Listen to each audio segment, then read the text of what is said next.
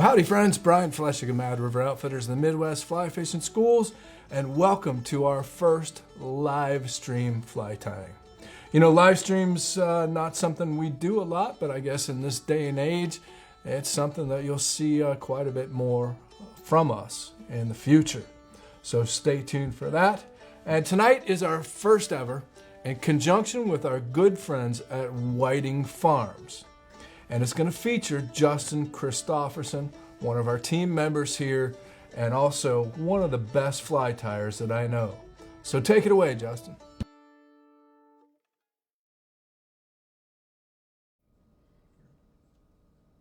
Hi folks, Justin Christopherson here with Mad River Outfitters and Whiting Farms. I want to thank everybody for joining us today. If you're watching us on YouTube, go ahead and follow us. If you're watching us on Facebook, go ahead and give us a like. Thanks so much for joining us again, guys. You might not have audio. Can you guys hear? Let us know in chat. Thanks so much for joining us. Okay, we got audio. Okay, we're good. All right, guys. I'm going to tie two flies for you. We'll just dive right in. And the first one is going to be this little bait fish popper. It's a really simple but effective popper that I really like, and it's easy to tie. Okay, audio's good, confirmed.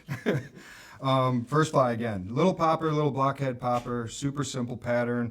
Tons of little variations we can do with it. I'll talk about those a little bit as I tie it. But really simple, effective pattern that I think is a great one to have with you. The second one I'm going to tie, changing gears a little bit, is going to be a little mayfly nymph. Really neat little pattern, uses some cool materials, and just a really good looking little mayfly nymph. Okay, let's just get started. So, first pattern, blockhead popper. Let's start with the hook. I really like the Gamakatsu B10S size 2 for this hook, for this fly. So I'll go ahead and put this in the vise here. And we're going to be using medium blockhead poppers from Rainey's here. Matches up really perfectly with this hook. The popper head's going to take up most of this hook shank, so we're going to be using just this back part to basically tie the entire fly with. Thread I'm going to be using today, UTC 140. I'm going to do this in white. We're going to go ahead and just get the thread started at the front here. And one thing you want to make sure you're doing with poppers is leaving enough space for this popper head. So what I like to do is do open spirals back until I get to the back section. I'm going to kind of do side-by-side wraps and move forward just above that hook point. And I'll double check and make sure that that's going to be the right spacing for the popper head. That looks about perfect. So now I can tell where this thread base is. That's where I'm tying my entire fly essentially. So it's just kind of a visual cue for me. Go ahead and I'll move the thread back to the bend of the hook there. And first material is going to be marabou. So I'm not going to be too picky about my marabou for this fly, but I am going to go ahead and grab two decent looking plumes. Just rip those free. Doesn't need to be pretty. You do want a decent amount of marabou in the back here. We're not trying to go super crazy, but we don't want too thin of a tail either.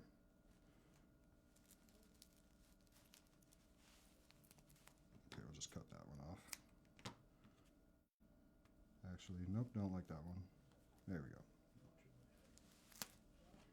go. All right, and we're going to prep this the way I pretty much always prep marabou. If you pull these tips up, you'll notice that some are going to fall a little short, like these ones here. So I'm just going to rip all those off so that I have even tips. Okay, take a little more off of that one. And, oh, that was a bad piece. That'll do. Again, I'm not being too picky with the marabou. Okay, a lot of trash here. Get this out of the way. And first thing I'm going to do is I'm just going to line up the tips here before I tie it in. I'm just going to tie them in at the same time. Keep things a little quicker and simple. You can wet the marabou. It makes it a little easier to work with. Now, if you wanted to, you could tie in one piece at a time, maybe layer in some flash in between the two pieces. That's a pretty cool effect, but I just don't really think that's necessary here. So I'm going to measure this to be about a hook shank in length, maybe a touch longer, but about a hook shank in length is good.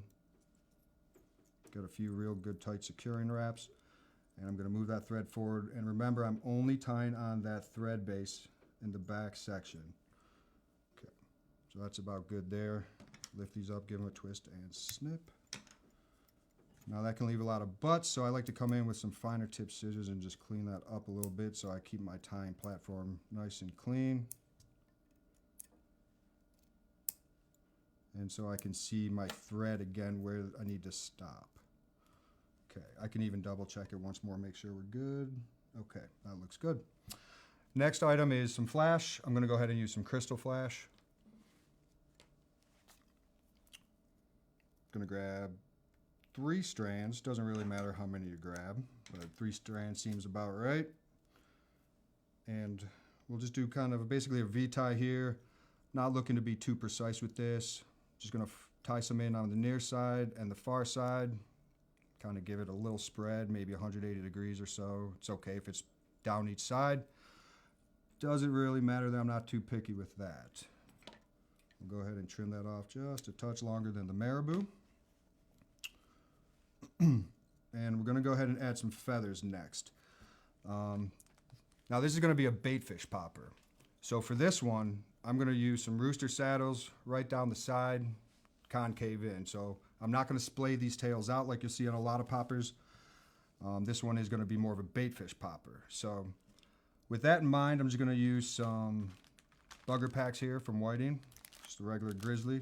Got 2 feathers picked out here already. And I'm just going to tie them in on the side. And I'm not going to be too concerned about these twisting on me or not. They do twist on you a little bit. That's totally fine. These are really just accents. They're going to kind of break up that tail in the water a little bit. Give it a more realistic look.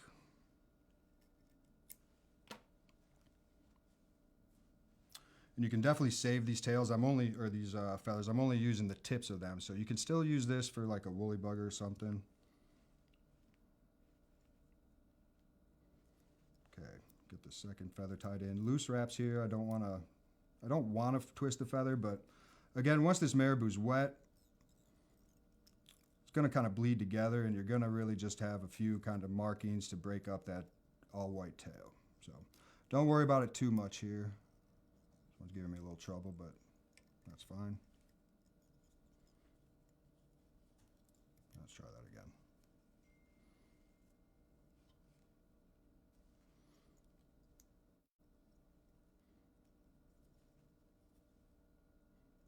Well, I'm a little bit off of my tying platform, but you know what? It's going to be okay. And that feather twisted on me and my other one fell out. All right. Tying doesn't always go the way you want it to. It's okay, though. All right, that is fine like that.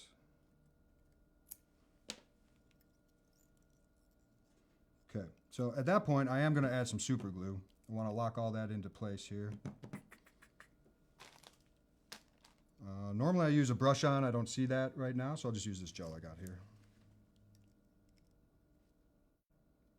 I do typically like to use Z-Ment there. It's a really thin super glue. It'll kind of soak into that material a lot better and lock everything into place. All right, let me just check the head one more time since I kind of went down on my shank a little bit there. We're still good. Okay, next thing is a collar. I'm going to use this black laced hen saddle from Whiting. It's going to give it a real nice kind of speckled look to it. And the feathers I'm going to grab from here, I'd say, are about a size, medium size feather or something. We don't want that collar to be too big, but we do want it to come back, I'd say, at least to the back of that hook, back of the bend of the hook. So I'm going to go ahead and prep these how I would almost every time I'm using hen feathers. Going to pull off all that fluff at the bottom. Grab it by the tips. I have 2 feathers here, by the way. Grab them by the tips and kind of stroke those fibers back. And cut this tip off to make a little triangle for aiding in tying in. Okay, so I'll go ahead and just tie this in by the tips. And now I want my thread advanced onto that bare shank. That's where I'm going to tie off these feathers, and it's going to be right at the back of that popper head.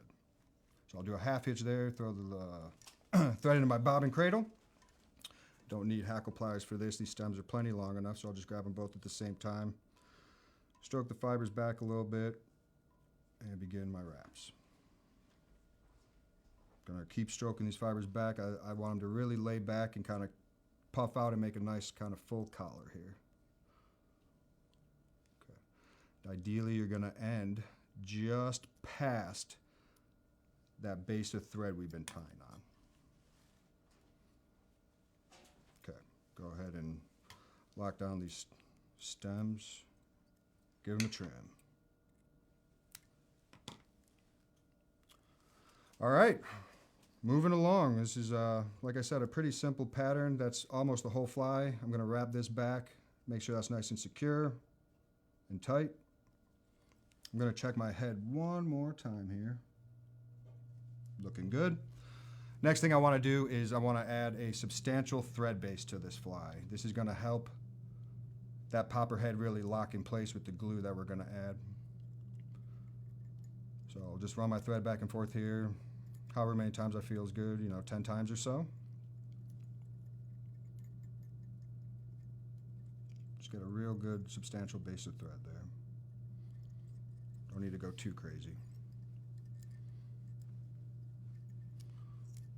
Okay, now we can cut that off. Time to prep the head. Okay, so again, we got the medium blockhead popper here. And what we're gonna need to do, there's a few ways to do this. With these blockhead poppers, I actually like to take a razor blade and just put a slit down the middle. That way I can slide it over the hook with some glue and you're basically done. The other way you can do it is you can grab a bodkin and create a hole from back to front. The way I like to do it is, line it up, take your time, get it in there evenly, make sure it's good. And then I would heat up the tip of the bodkin with a lighter and then remove it. That way I know I'm lined up before I burn it and make the hole a little bigger and more permanent. So with this one, like I said, I'm gonna just grab a razor blade, and it's pretty easy to line up. This one already has some marks in it that I put on earlier, but you can just kind of line up the razor blade, put it in ever so slightly, and then you can double check and make sure it looks even. That looks pretty good. Now I'm just gonna slide it in a little deeper. Now with this, what I like to shoot for is on the back side of the popper head, I like the razor blade to go about halfway up. Can you put it really close to the hook? Right there? Yeah. And then angle that towards the camera. Yeah. There you go. Yeah. So the razor blade will come up about halfway on the back side of the popper and about a third of the way, maybe a little more on the front side. Seems to be a good sweet spot for me. I'm gonna kind of crease that open a little bit to aid in putting it on. And I've already checked the length, so I know I'm good there. So I'm just gonna go ahead and grab some glue.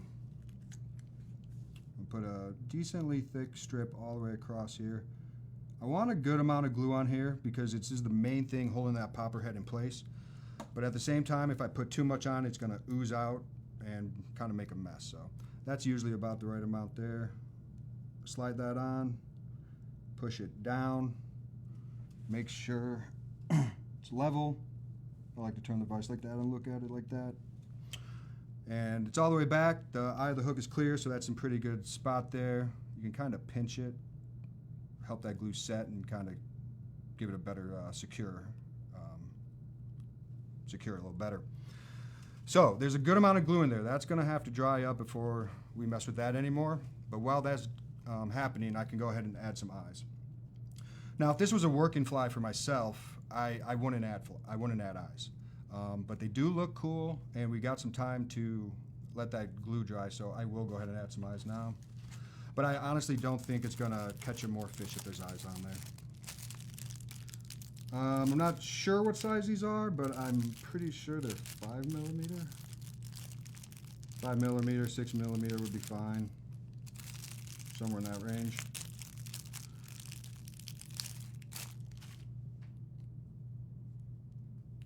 Okay. So I'll grab my gel super glue again, and I'll just put a little dab on this side to add the eye. Little dabble do you. You really don't need much here, honestly. So we'll just place this right in there gently at first, and I'll use the back of my whip finisher to put it in place. Keep a little pressure on there for a few seconds. Okay. I just realized my eye has a little glue in it, so I'm going to get that out of there real quick. Just a little stem laying around, run through there, and you're good to go. Okay.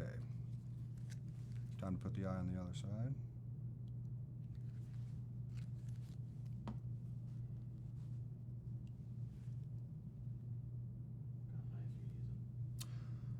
These are actually, I don't know what kind of eyes these are. Normally I would use some fish skull living eyes though. And I do like the silver ones for this particular pattern.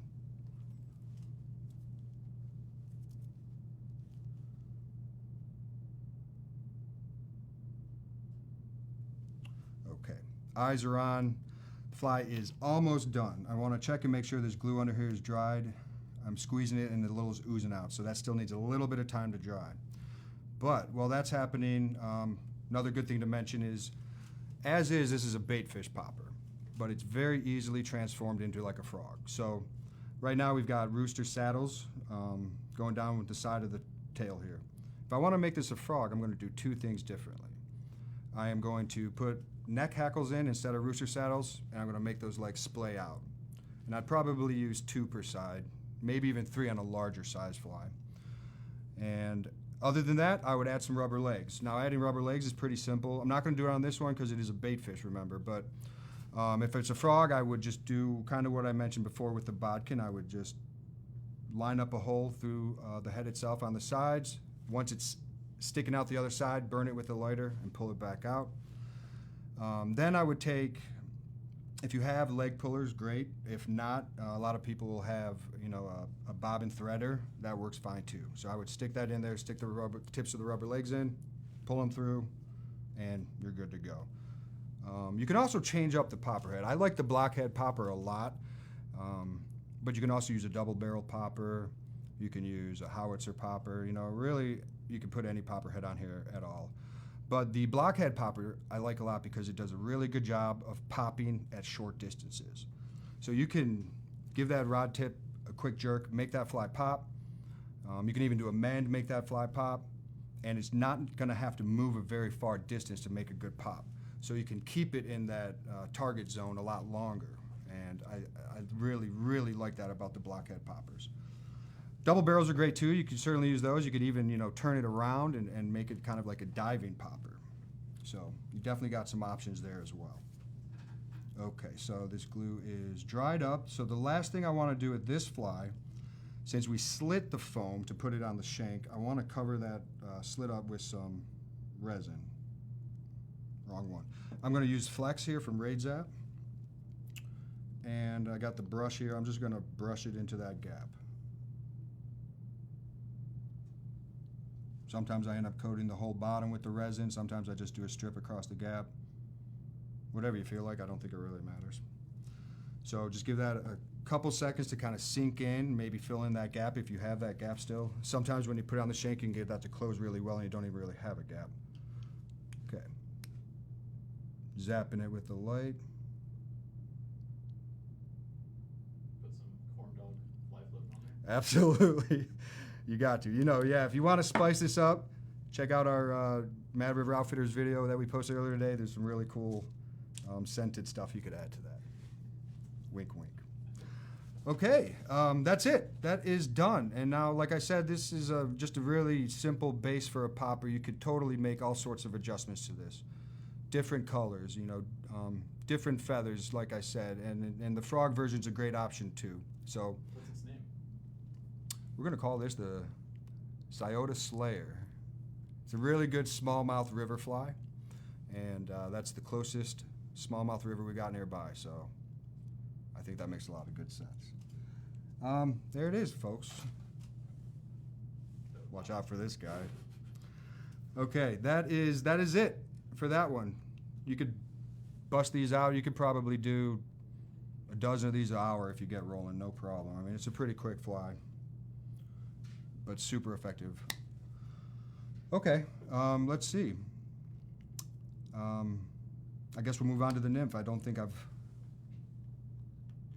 there's anything else to mention on that. Of course, if you guys have questions, please put your questions in the comment section. Stick around. We'll address those at the end. All right, so just to show you now, the next fly I want to tie for you is this mayfly nymph. Really cool mayfly nymph. So we're going to use some whiting Coq de Leon for the tail here. We're going to use a turkey biot for the ribbing and the body. Ideally, I do like to use squirrel dubbing for the thorax, but I don't have any right now, so I'm going to use hare's ear. Any spiky dubbing will work well. You could use SLF. Just, anything you got laying around is probably fine. But I like something spiky for this fly more than others. It's going to have a flash back with some resin on it for a little hump. We're going to make a pretty pronounced hump on there. Some legs out the side. That's going to be some partridge feather.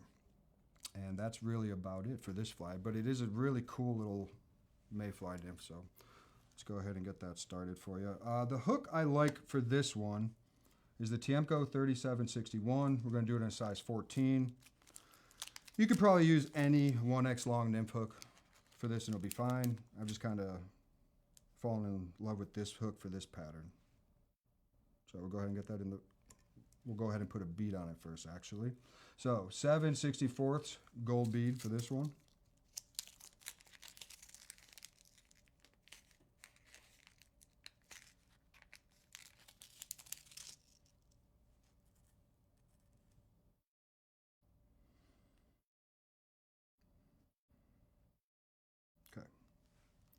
Put that in the vise now, and first thing I'm going to do is add some lead wraps. I don't want it to get too bulky, so I'm going to go with 15 thousandths lead on this one. And I'm just going to give it about probably 10 wraps. We'll see here. And if you want to show the product, you can just point it close to that camera lens there, to your right. Perfect. Thank you, Dev. Okay. Gave it about 10 wraps. Push the wires up into the bead. That is enough. I'll break off the excess. Thread I'm going to use on this fly is Danville 6/0. You can certainly use like 70 denier would work well. Whatever you're comfortable with, but nothing too bulky. So I'll start the thread just behind those lead wraps. Cut off my tag end.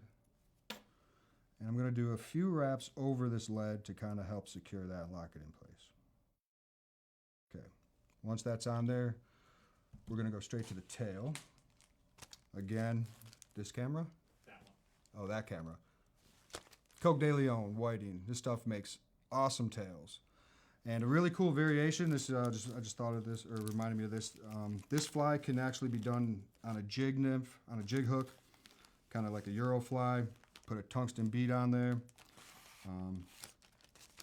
And instead of the legs done this way that I showed you in the first one, you could do just like a hackle, like a rooster hackle, a dry fly rooster hackle, and kind of make it like a blowtorch style fly. So, just going to grab any feather. This does not, we really don't have to be picky here. Any feather will do for the legs here. I do want some with the stiffer fibers though. If you could find some of those with some barring on it, that's going to look a lot better. This one is kind of mostly white, but that's fine. So I'm not going to grab too many feathers here. I think I grabbed probably 6. I'm not really counting. And I'll just place those on there.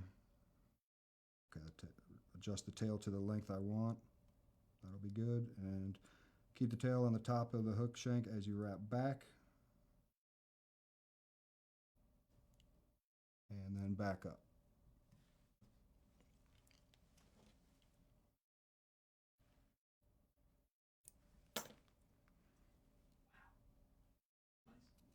Thanks. Okay. Next thing I'm going to do is I'm going to tie in the turkey biot. This is going to be the body. Turkey biots, you can make this ridge on the body that looks like segmentation, and it's a really cool effect. So you got to make sure that you tie this feather in correctly in order to make it wrap correctly and get that ridge, get that segmentation. So this particular turkey feather here, the biots are on, if I'm looking at the top of the feather, the biots are on the right side. Packages come with a pair of feathers, so the other feathers from the other side of the bird these buyouts would be on the left side. If you're using this feather with the buyouts on the right side, then to get that ridge, we're going to tie it in so that now there's kind of a clear, opaque side to this, and then like a solid color. The solid color has that ridge on it. So if we're using that feather and you put the clear on the bottom and the tip facing to your right, that Show 'em by the hook. is that a better view? Yeah. Okay, good. So there's like a clear part that I'm going to put on the bottom, and the ridge is on that solid color side, and it's kind of going away from me. So if I tie it in like this, then I start wrapping this, that'll ensure that that ridge is facing up and it's in the correct position. So we'll just go ahead and tie that in that. Well, I'm going to wrap this thread back actually. I'm going to tie it in at the base. Okay, that'll advance that forward. And I've been paying attention. I want a very small amount of taper to this fly. I don't want too much taper, but I definitely do want some taper there. And that looks just about right. I'll wrap this thread up almost all the way to the bead, and I'll do a half hitch. And I do leave it back from the bead intentionally, because when I wrap this buyout forward, having that thread back just a little bit is going to make it easier to catch that buyout and tie it down. All right, I'll grab some hackle pliers and begin wrapping this.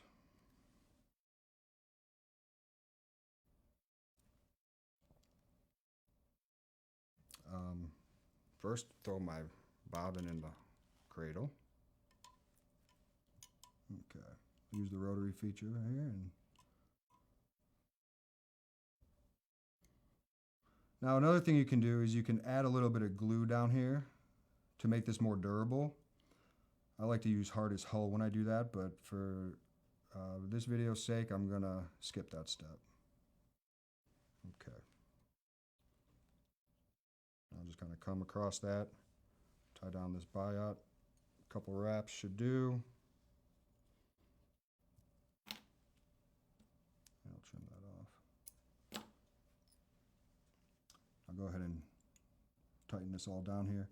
And go ahead and wrap some thread back to about where you think that thorax needs to start. That looks about right. Okay, so On the internet. That's beautiful. we still live?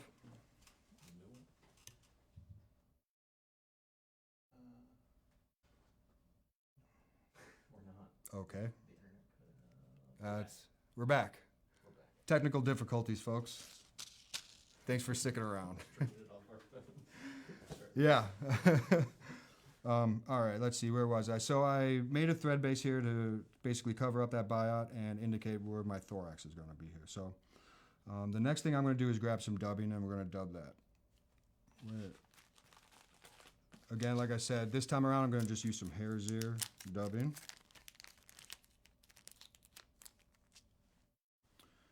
You can certainly do something like a, dubbing loop here if you wanted a little extra bugginess out of this. I'm just going to go ahead and straight twist this on. And like I said, I do generally prefer squirrel dubbing here. That's kind of my go-to dubbing, but the hare's ear is a really good substitution if you don't have that. So nothing too big, 2.5 inch long dubbing loop, noodle. I'm going to start it right behind the eye. I forgot a step. Back it up. First thing I wanted to do actually was tie in the wing case. So no problem. We'll leave that dubbing loop on there just like so. Take off a little piece of, I'm going to use large Mirage tinsel here. And you can really use any sort of flashy thing that you got laying around. Flashy blue would be okay. Really doesn't matter too much, but this has a lot of reflectivity to it. I do like this stuff here.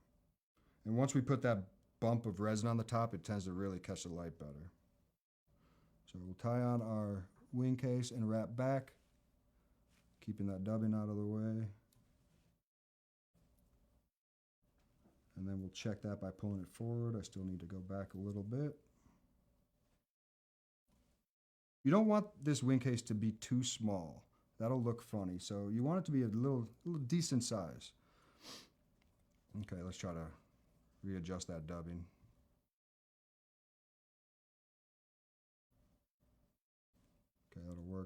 All right.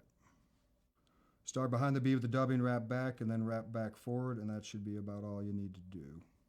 Nice, pretty, substantial bump of dubbing there. Okay, pull that forward to check. That looks good. Now, for the legs, I'm going to use partridge. I have a skin right here that I generally like to pull feathers from a darker area when I'm using them for the legs. So these feathers have some pretty dark tips to them. I don't know why, I just like it. So that's what I'm going to do. Any of these feathers will make good legs though. So to prep this for the legs, I'm going to strip off all this waste at the bottom. And I'm going to cut out the tip here. There's a few ways you could add these legs. One way you could do it, which I'm not doing now, but I'll explain it real quick, is before I put that dubbing in, I could basically have prepped this the same way, pulled these legs back and left that tip for a tie-in point, turn the feather upside down and tied in the tip like this. Can't see that. Can't see that. Do it with your right hand. There you go. So if I wanted to do it this way, the feather would be upside down right now with the stem facing backwards, and I can tie in the tip. After I do the dubbing, I would then be able to pull this feather forward like that, and the legs would be sticking out like that.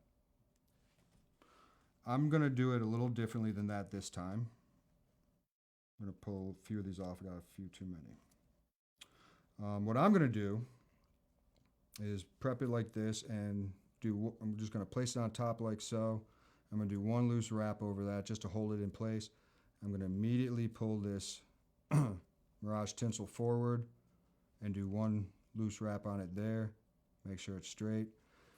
Now I'm going to take this stem, kind of hold everything in place. I hope my fingers aren't getting in the way for this, but I'm going to kind of hold everything in place and gently pull that stem forward.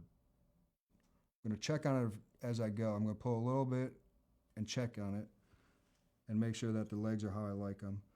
That right there looks pretty good. I wouldn't want to go any shorter on those legs than that. Okay, make sure everything is straight. Tighten down those wraps a little bit. Okay, secure and wrap in front, and I can cut that off.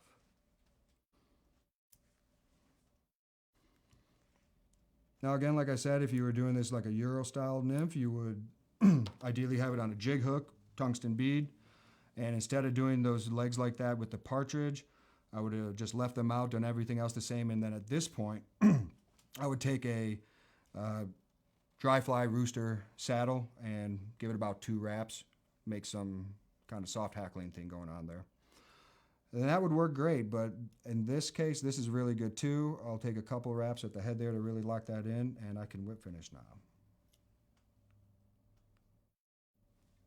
3, 4, 5 turn whip finish. Doesn't matter on this one, because I'm gonna go ahead and add some UV resin on top there, which is gonna lock everything in place.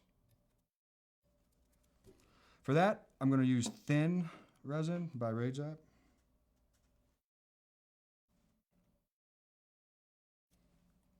Just make sure the legs are out of the way and you can get a nice dab right on that flash. So I do want a pretty pronounced hump on this one. So a pretty substantial bump there. Give it a second to kind of sink in just a touch and cover everything. This is not the thinnest thin of resins, and that looks good. I'll zap it. So you want something that'll kind of sink down a little bit, but you don't want it to be too thin. I think this Rage Zap thin is really just about perfect for that.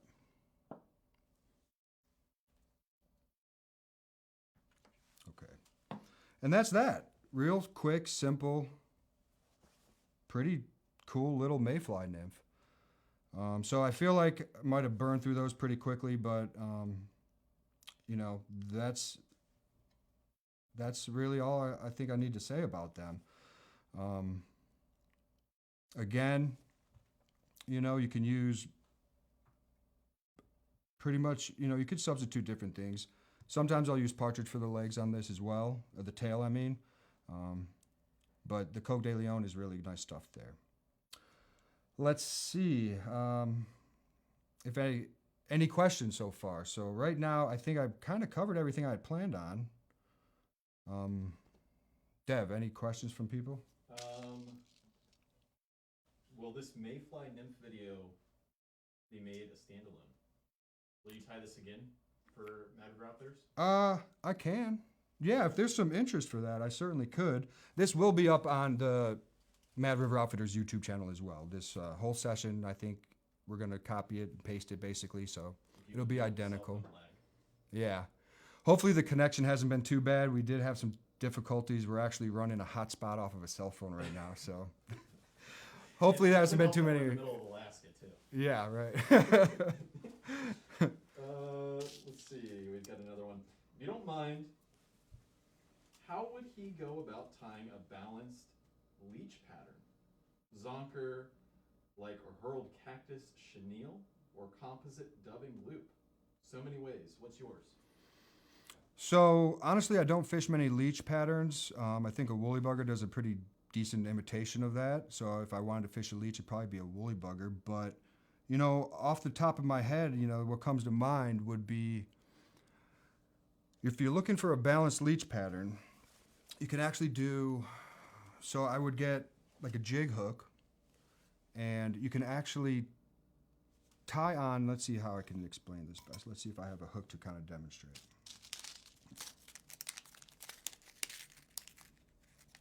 So all I have is this B10S to kind of demonstrate here, but let's assume this is a jig hook and we're tying a leech pattern. So it's going to ride hook up, but what I would do to balance it is the first thing I would do is I would tie in maybe a piece of mono or a piece of wire, just kind of depends on what I have laying around, and I would add a bead extending off of that jig hook out here. That extra weight from that bead would help balance that jig a lot more. So, you know, after that, I would probably have like a marabou tail, and you could do a composite loop maybe. You could do like maybe a schlop-in wrapped up with some polar chenille, twist them together, and then just wrap that up the shank for the body with a marabou tail. That could be pretty cool. But yeah, as far as the balancing goes, it's a pretty neat little trick you could do. You could do that with lots of different flies, but adding an extension off the shank past the eye of the hook with a bead, maybe two, depends on the hook and what kind of balance you're looking for. You know, you're gonna have to play around with it a little bit, but you can definitely balance out your leech patterns like that. That's a pretty cool thing you can do. May you substitute goose birthday for the turkey? Goose birthday? I don't know what that means. You can substitute anything you want. Yeah, seriously. These are, you know, no fly pattern is set in stone. You can always adjust, try new things. That's how new fly patterns come about. You know, that's how you discover new things that work while fishing. You got to push the barriers, think outside the box. And there's all sorts of new materials coming out on the market these days. I mean, the fly tying world is flooded with cool materials. I mean, it's hard to keep up with everything. You got all sorts of synthetics coming out all the time. Even the natural materials are improving and broadening a bunch. Whiting has done a fantastic job over the years of really dialing in birds specifically for fly tires. So the synthetic selection, the natural selection, it's expanding so greatly. It's incredible. So, you know, everyone wants to think, you know, these are the flies that are out there. That's it. You know, everyone's thought of everything. That's not true. Not true at all with all these new material options. There's a lot that we could still do with flies. So I encourage everyone, please try different materials. Think outside the box. And who knows? I mean, that's how this sport is going to advance. What are the best hook size ranges for dry flies? That's I mean, it could be a pretty wide range. It's going to depend on the fly you're tying. I mean, if you want me to give you a range on dry flies, you're really talking about size maybe 30 all the way up to, heck, I mean, you can have some really big hoppers.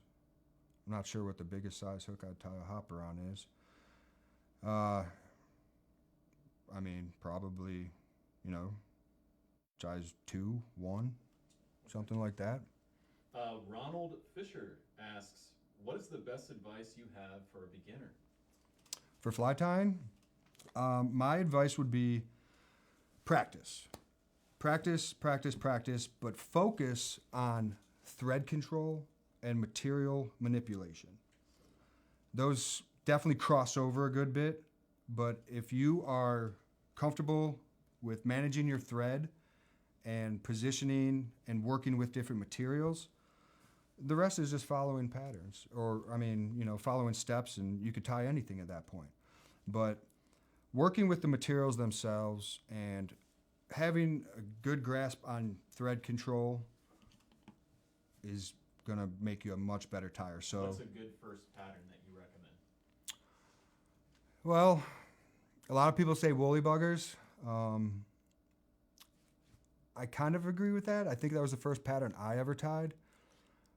Well, and that's a good one. Woolly buggers are actually pretty hard to tie perfectly, but they're easy to tie to a level that a fish will eat them, to the point where they're fishy. So, I mean, yeah, absolutely. Tie up some woolly buggers because you could take them out, and even a poorly tied woolly bugger can catch some fish. But, you know, if you're thinking streamers, then yeah, go with woolly bugger. If you're thinking something more along the lines of nymphs, then I would probably say try something like quite honestly, a flash boot caddis, because it really doesn't get any easier than that. It'll give you a little good technique with working with some smaller hooks, some bead heads, and dubbing. And so dubbing is important to know. You're going to tie a lot of flies using dubbing. Simply put, the best tip I can give you in that regard is less is more. You'll hear that a lot, and you still won't do it right the first few times, but trust me, the less dubbing you put on at a time will make a much tighter dubbing rope and a much more durable and nicer looking fly. A couple more, and then we'll call it a night. I'm a new fly fisher in Alberta. I started in very small creeks last year. I caught a few that were 6 inches. What size hook would you recommend for these types of fish? I've had 16 to 12 size hooks.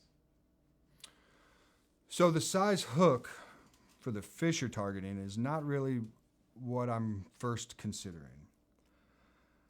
The size hook is going to depend mostly on the fly you're fishing. So every fly is going to kind of have a good proportion and look great on a small size, a small range of sizes or styles of hooks. So what I mean by that is we do a lot of steelhead fishing around here, and those fish can get pretty big, you know, 30, 33 inches, maybe even bigger. But a lot of times we're fishing those on egg flies that are size 14, that are on basically that same hook right there. But you would think, you know, that fly needs to be bigger, that hook needs to be bigger for a bigger fish.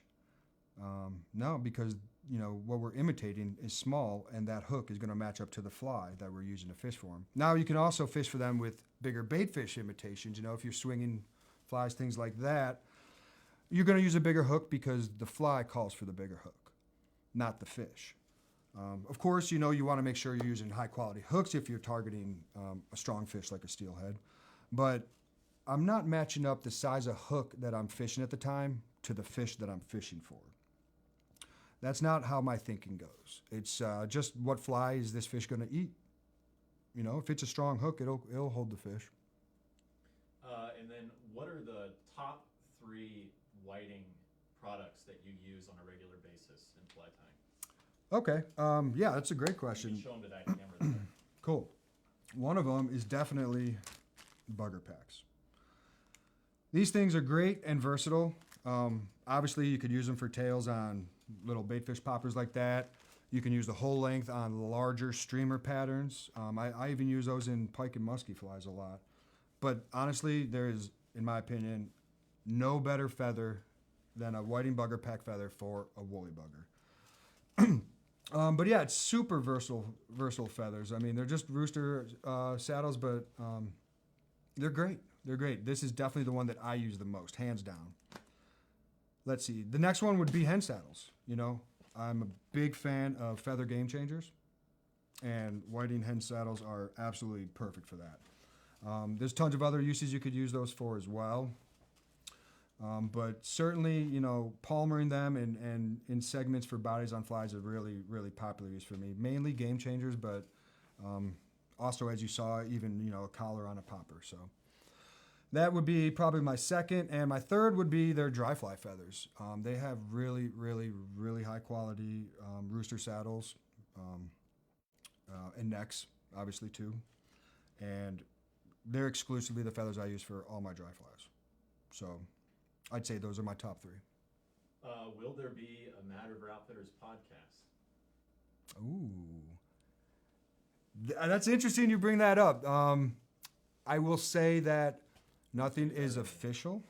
Yeah, once we get some better internet. Nothing is official at the moment, but If you guys it's very, very possible at the moment. We have had some discussions about it. start spamming comments for Brian Yes. on the YouTube, and we'll Yes. have him look at those. Yeah, there you go. Demand a podcast from Brian. Yeah, if you guys ask for it, you know, we'll if there's enough interest, I can't see us not doing it. How about that? Okay, so we're going to close out here with one final question. Jeff Price does not ask this, but I'm going to pretend that he does. Is avocado toast your favorite flavor of like butter fly floating? Or do you have a specific flavor of fly floating that you like? I do. You know, that avocado toast is pretty killer stuff. I am technically a millennial, so I should feel obligated to choose that one. But no, the corn dog, man. Corn dog with mustard. Game changer right there. All day. No question about it. One final question here, a serious one. PK Clark asks, I've watched the Mad River series for the beginners in fly fishing, but do you have any basic fly tying videos? Or will this series maybe contain some fly tying basics in terms of equipment? So we don't really have like a fly tying series for beginners as of now. We do have quite a few fly tying tutorials on our YouTube channel. I do recommend looking at those. A lot of them touch on a lot of techniques that are useful for beginners to know. There's a lot of explanations in those videos that will go over how to use different tools, how to properly prep and attach certain materials to the hooks. And that, you know, so not an exact tutorial for beginners for fly tying, but a lot of good information. A lot of those videos, while can be advanced flies and a lot of advanced tyers can learn from them, they also cover a lot of stuff that beginners should know, and, you know, definitely kind of aim towards teaching a lot of people about that stuff too. Maybe down the road we'll do that. That's a really good idea, I think. So maybe down the road we will have a fly tying series, tutorials kind of geared towards starting off in fly tying specifically. Sweet. Great idea. I like that. And then subscribe and like, comment. All right, so folks, I think that's about it. We'll wrap up. Thanks again for joining us. Thanks again to Whiting, and don't forget to like the Facebook channel if you're watching on Whiting right now, and subscribe to our YouTube channel, and ring the bell for notifications. And stay tuned, folks, because we got a lot more coming at you. With better internet. With better internet. All right, thanks a lot for watching. Thank you for watching, guys. Have a great night.